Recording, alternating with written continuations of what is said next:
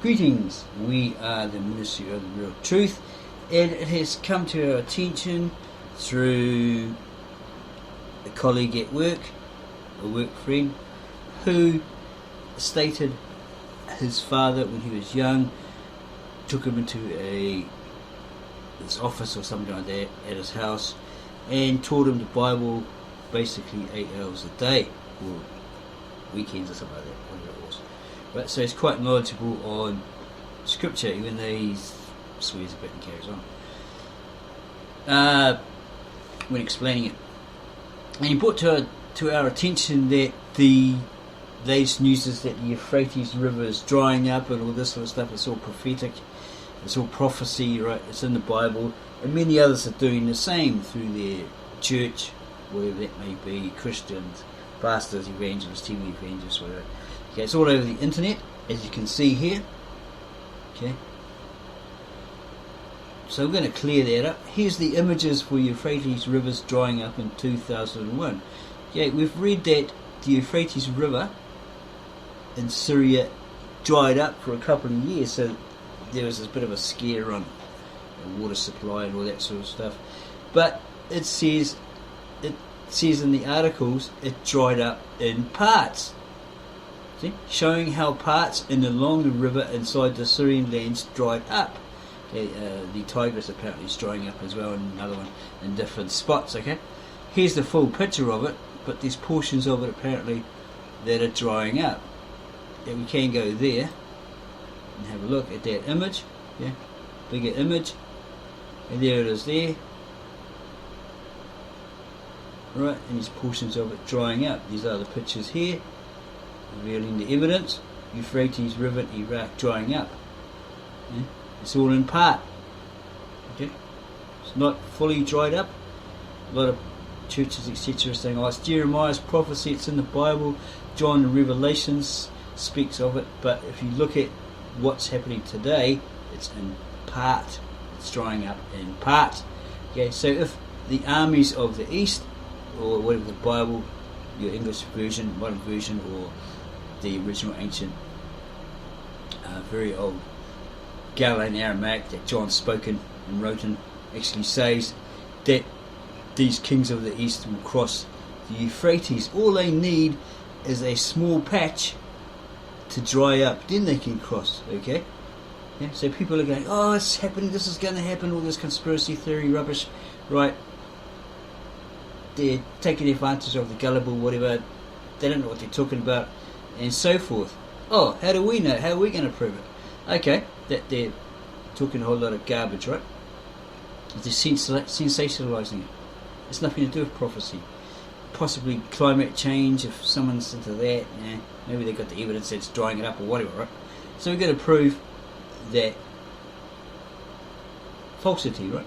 We're going to have a look at, because we were discussing it with a woman who was quite pleasant in a Christian chat room and others, right? And then that was over, right? But we fully explained it in detail. So we're looking at Revelation chapter 16. And this is from the original ancient Aramaic, Galilean Aramaic, that John spoken and wrote in, and it was preserved by the original Church of the East that Thomas founded for over 2,000 years. So it was intact, it's been proven intact, never had to be translated into any other language, though people translated it probably from the Syriac or the Greek or whatever, even the Aramaic, maybe a modern version into modern Greek or something like that, right? Whatever people claim went on behind the scenes or whatever, right? But this is the original ancient, very old. Why we say very old? Because it differentiates it from the modern Aramaic, Galilean Aramaic, modern Syriac, modern Israeli Hebrew, modern Greek, or Latinized form of Greek, right? Okay, that's a different set. This is the original, old, dead, revived Galilean Aramaic by Victor N. Alexander from Mesopotamia. Okay. He speaks many dialects. He's a native born, and he speaks these dialects, right? And he did this research, and this is his translation here. Okay. He said in his mission statement that he stayed faithful to what these scriptures actually say from the original languages. Right? He was got a copy, translate from the Syriac, but he was told, no. Why are you doing the Syriac? Because it's wrong. Probably referring to the Western Peshitta or whatever that he was translating from the Church of the East, whatever. Okay.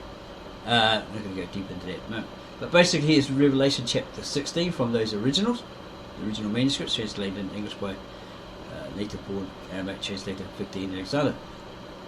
And it reads, Revelation 16:1, and I heard a great voice, this is John, the Revelator speaking, and I heard a great voice telling those 7 angels, go and spill those 7 chalices. They're like vessels, pots where they found those scrolls wrapped up in the Dead Sea Scrolls, and Qumran, all that sort of stuff, those kind of jugs, jars, whatever, chalices. They hold like wine and all that sort of stuff, whatever, in those days. Go and spill the 7 chalices of the ferment of Allah on the earth. That's like wrath or something like that. Yeah, Allah being God in Aramaic, not the God in Islam. Okay, there's the difference here. Allah is a monotheistic, one God alone, of Islam, of Judaism, and the A on the end, it's God of the Triune. Okay? There's a difference here. So don't get confused with Islam, come at us and say, oh, you're Muslim, blah blah blah, because we're not. Yeah, and the first one went and tossed his chalice on the earth, and a wicked pestilence and bores afflict humanity, those who peace, blah blah blah blah, right? Okay? So we're going to get to the meat and potatoes of this, because down here it says, oh no, actually it's a bit too far down. I'm trying to find something. Okay, Revelations 16:12. So this would be where we are at the moment. This is what people claim, that this is where we are at the moment. And the sixth one spilled his chalice on the great river Euphrates, and its waters dried up, so that the way was laid out for those kings from the rising sun. Okay. So a portion of it dried up, so that the way was laid out for those kings from the rising sun to come across, right? To get across, to invade someone else on the other side, right? Some land right here. But down here in the footnotes, it says, okay, here's the first one, 16:1, literal Aramaic idiom or expression, retained wrath. That's the ferment, that's the wrath of God. Right? Okay. And come down here to 12, which reads, literal Aramaic idiomatic construction, from the east or rising of the sun. So don't get the idea that it's the Japanese or the Chinese. It's someone, it doesn't actually mention here yet who that is, right? But it's some peoples from the east or rising of the sun. Yeah. Somewhere in the east. Yeah. It's not the land of the rising sun or Japan or the Chinese. Yeah. And they, okay, 12. And I saw emerging from the mouth of the dragon, from the mouth of that demon. Yeah, this is the devil, the serpent, reptilian, whatever, reptile of old, basically Satan the devil, and from the mouth of that demon, this is anti-man, he hates humans, right? He hates man, and from the mouth of the false prophet, someone who preaches something religious, but a wolf in sheep's clothing, whoever that may be. 3 filthy spirits like frogs. Okay? This is probably what I was told when, or heard, that we went to a normal church up the road. It meant fundamentalism, Islam, and something else. I can't remember what it was. Yeah, that was quite a few years ago. But that's what they were preaching, right? This normal church. Yeah. We weren't preaching it; they were preaching it. They were telling us in the sermon. 13. And I, John, saw emerging or coming up from the mouth of the dragon, or the devil, that serpent, right? And from the mouth of that demon, anti-man, and from the mouth of the false prophet, the liar, 3 filthy spirits like frogs. We read that. For they are the signs of the demon of oblivion. Oblivion means perishing, go to non-existence, eternal non-existence. Those that go to all the kings of the world to gather them for battle of that great day of Allah, or God, who is the one and only for all. That's Allah or God in English. Allah in Aramaic, God in English. And it carries on here. But here it states, Revelation 16:16, and they, whoever they were, gathered to that place which is called in Hebrew Armageddon. Okay? What does that mean? It has a footnote here, right? On the end of it. So we look down here, in the footnotes that is provided, literal Aramaic idiom, city of defilement, or Nazi Berlin. Okay? Why it says city of defilement, or Nazi Berlin, is you need to go and look at, we'll probably put a link down the bottom here.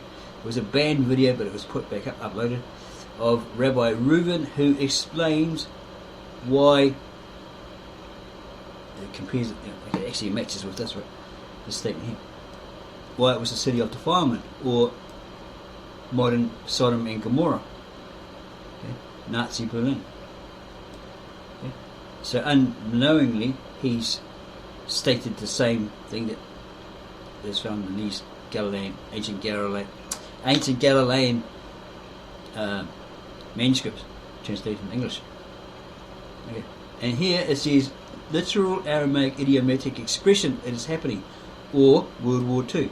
See, in that video, Rabbi Reuven video, he actually talks, he's a rabbi, right? So he talks about his peoples. He's warning them, okay? Because in the 1920s to 30s, they were running prostitution, homosexuality, pornography, all this sort of stuff, right? They had their fingers in investment, like you'd have a loan, high interest rate, say 80% payback, you couldn't afford it, you couldn't pay it back, etc., etc. Inflation just kept rising. This is according to the histories, yeah, the real histories, yeah? Not something made up or conspiracy theory, right? Okay, so like you go to buy a loaf of bread, you have a cart full of money, you go to buy bread, you can't afford it. Simple staple like bread. Oh, you haven't got enough money. You go back to get some more money. No, you still haven't got enough money. You know, and stuff like that.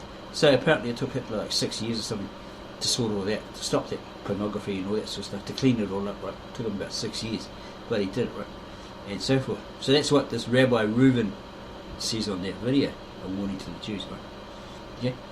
So it's saying also here, literal Aramaic idiomatic expression, it is happening, or World War II. That's what that angel is stating here. Okay? The seventh one spilt his chalice on the air, and a great voice emerged from the temple that declared, here it comes. It is happening.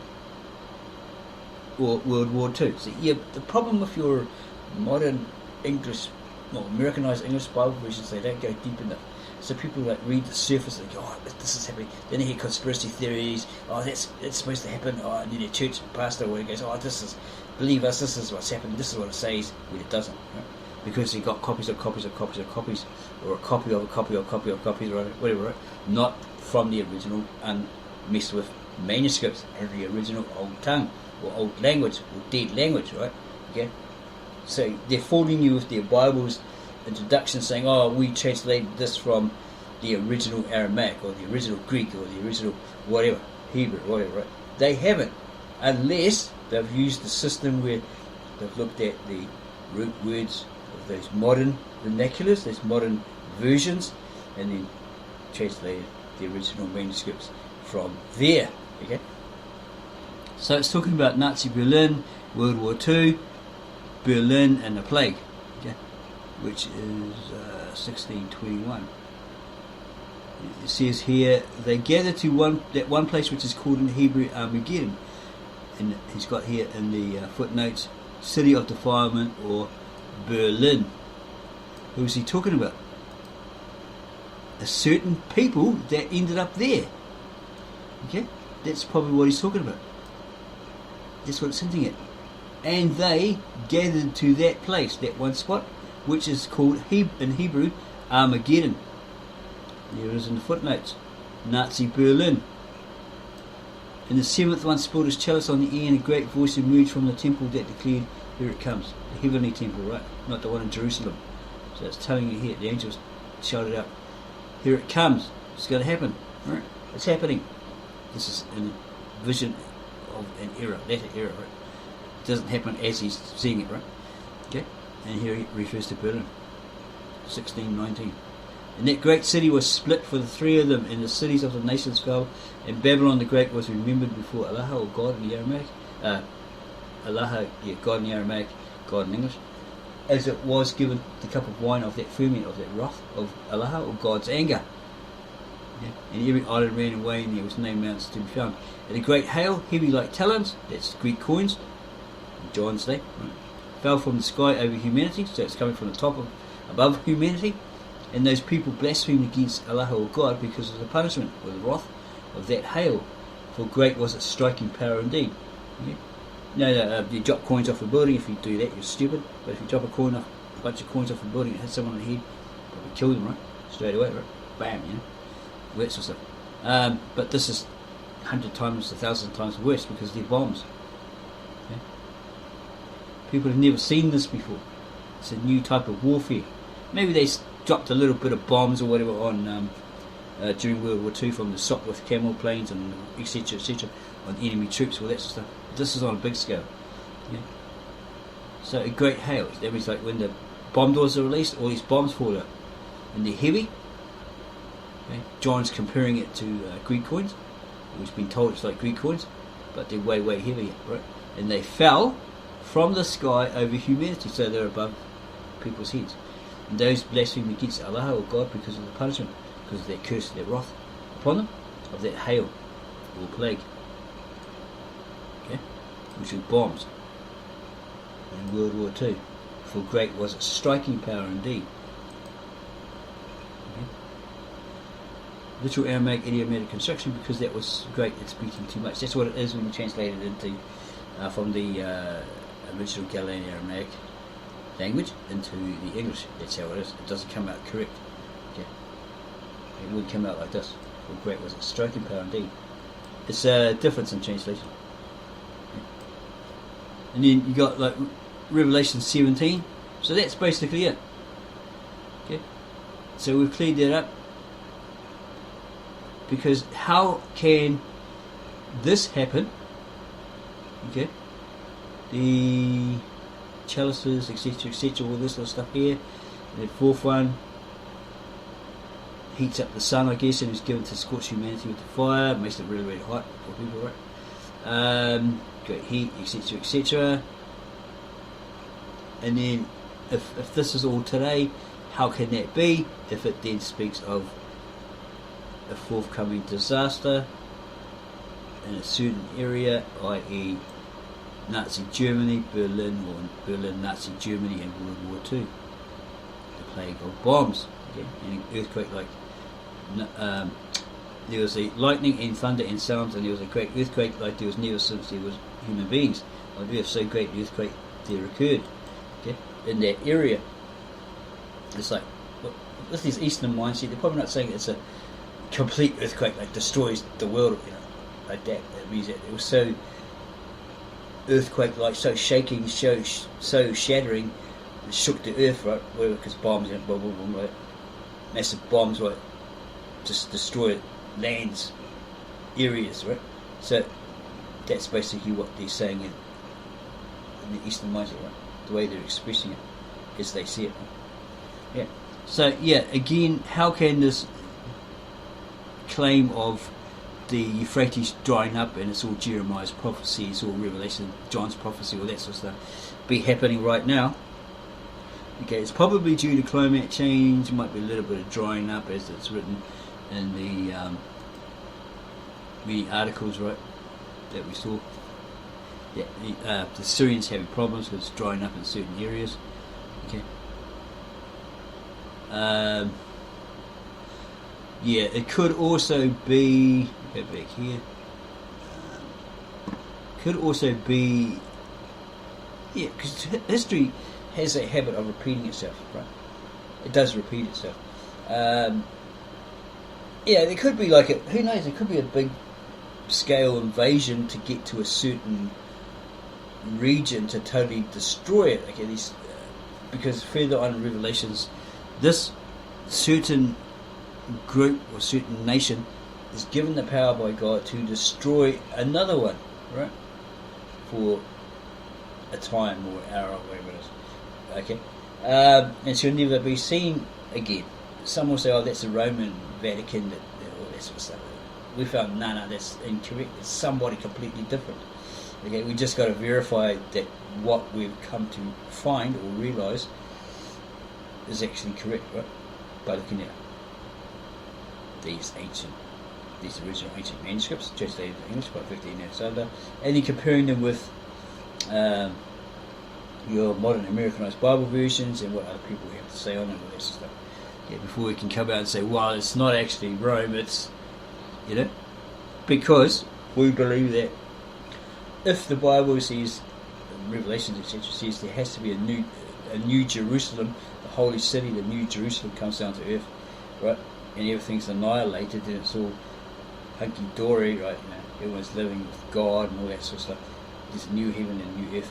Well, this other one has to be destroyed, basically, right? It has to be, because if you have a new one, you've got to get rid of the old one, don't you? Okay? Well, you don't use the old one. So, yeah, you have to get rid of the old one to have a new one, don't you? Pretty logic and common sense. Okay, so if you like that we've cleared it up for you, that this Euphrates River drying up in whole is actually incorrect. It's drying up in part. It's been dried up for like 2 years, and the Syrians there have problems, right? They're a bit worried. Subscribe to our channel, give us a like, add your comments, we're interested in those. We'll get back to you on those as soon as we can. And you go share this video clearing up the fallacy of the Euphrates River driving up, and it's Jeremiah's prophecy and all this going to happen, all that sort of stuff that the church, conspiracy theories, Christians, trolls, whatever, trying to tell you it's going down right, because it's totally incorrect. We have brought it to you from these original ancient, very old Galilean Aramaic manuscripts translated into English by native born Arab